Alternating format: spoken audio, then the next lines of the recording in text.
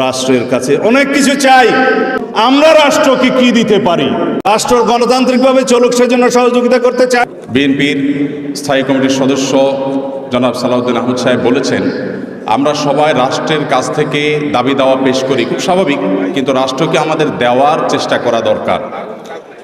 তার সাথে পরিপূর্ণভাবে সহমত পোষণ করে একটি কথা আমি বলতে চাই, সেটা হলো এদেশের 3 লক্ষ মসজিদের কমপক্ষে 6 লক্ষ ইমাম মুয়াজ্জিন রাষ্ট্রকে দেওয়ার জন্য প্রতিনিয়ত চেষ্টা করেন এবং দিয়ে যাচ্ছেন। দুর্ভাগ্যজনক বাস্তবতা, স্বাধীনতার 50 বছর পরেও ইমাম মুয়াজ্জিন এবং আলেম ওলামাদের কোনো অবদানের স্বীকৃতিটুকু রাষ্ট্র কখনো দিতে পারে নাই।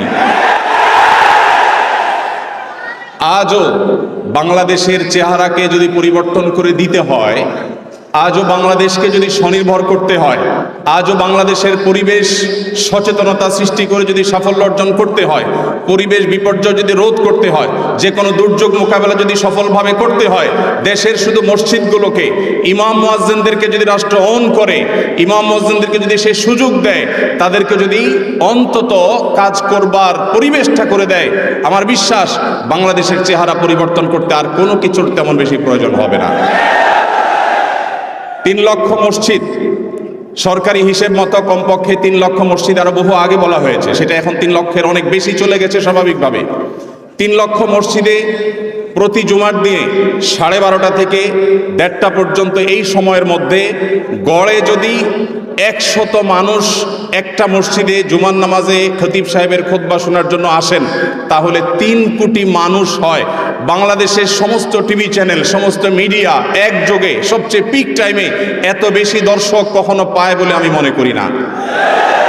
এবং সারা সপ্তাহের সবচেয়ে মূল্যবান সময় বৃহস্পতিবার রাতে, শুক্রবার অফিস নেই, স্কুল কলেজ নেই, মাদ্রাসা নেই, সবাই ফ্রেশ একটা ঘুম দিয়ে, সপ্তাহের সবচেয়ে ভালো গোসলটা দিয়ে, সবচেয়ে ভালো নাস্তাটা করে, সবচেয়ে সুন্দর পোশাকটা পরে, সবচেয়ে ভালো আতর পারফিউম ব্যবহার করে, সবচেয়ে মূল্যবান সময়টা খতিব সাহেবদের সামনে গিয়ে দোজানো হয়ে বসে।